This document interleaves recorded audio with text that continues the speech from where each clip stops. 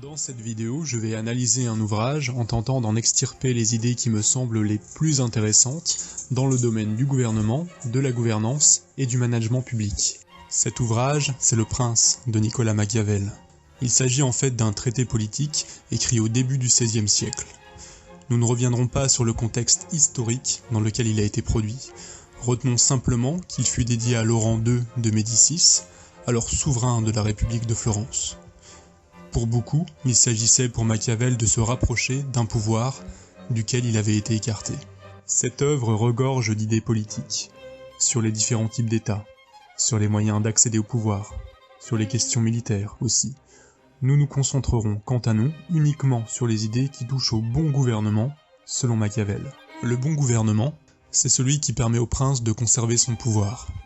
On pourrait penser qu'il s'agit là d'une conception très égoïste du pouvoir. Pourtant, ce n'est pas totalement le cas.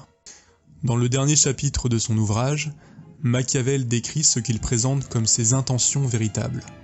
Pour lui, un pouvoir politique fort est la condition sine qua non de la liberté et de la réunification de l'Italie, à son époque profondément divisée et en proie à de nombreux conflits, externes comme internes.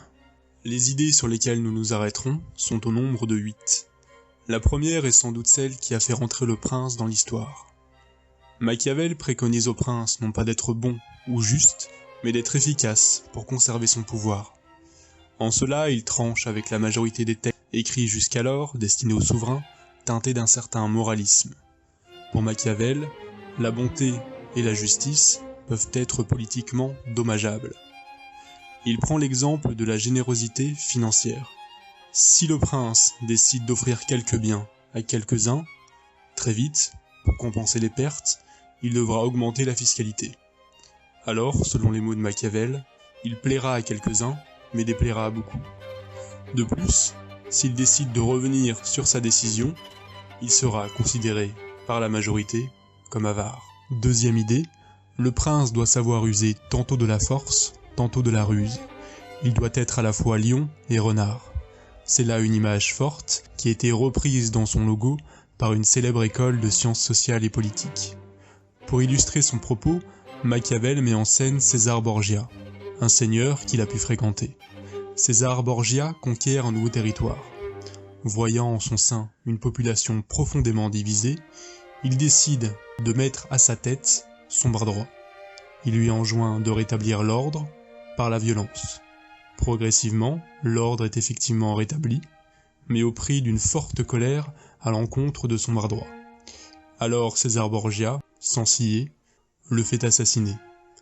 La victoire est donc totale.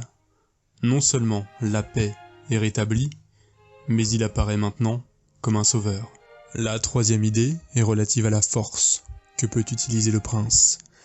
Pour Machiavel, celle-ci peut être d'une violence extrême, mais elle ne doit jamais s'installer dans le temps. Selon le penseur florentin, en effet, c'est la violence qui dure qui fait naître ce qu'il appelle l'amertume, et qui se rend illégitime. La quatrième idée a davantage trait à la ruse.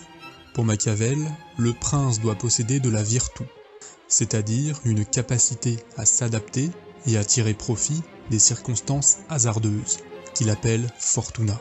Ici, la connaissance de l'histoire politique est fondamentale. La cinquième leçon, que l'on peut tirer des pages du Prince, concerne la manière dont le gouvernant devrait regarder son peuple.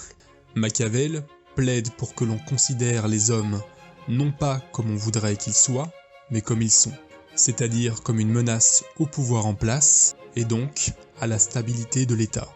Il dit « La généralité des hommes sont ingrats, changeants, simulateurs, dissimulateurs, ennemis des dangers et avides de gains. » Sixième idée, le prince se doit de toujours avoir un œil rivé sur l'opinion publique.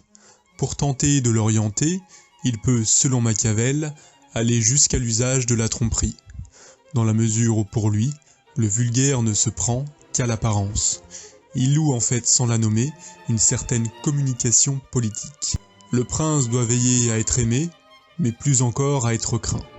Pour avoir de la réputation, il peut décider d'honorer les éléments les plus talentueux, il peut mettre en place des dispositifs visant à amuser le peuple, il peut encore choisir d'abaisser les plus grands.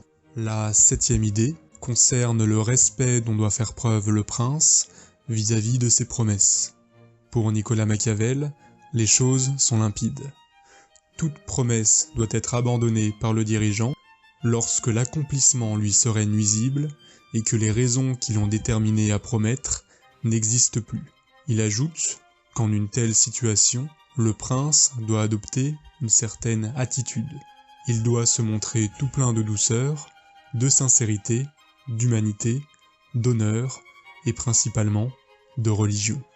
Nous terminerons avec quelques réflexions autour de la question des entourages.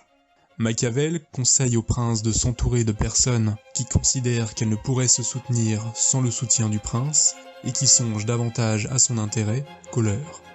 Concernant les proches conseillers, selon Machiavel, ceux-ci doivent être davantage dans la franchise que dans la flatterie.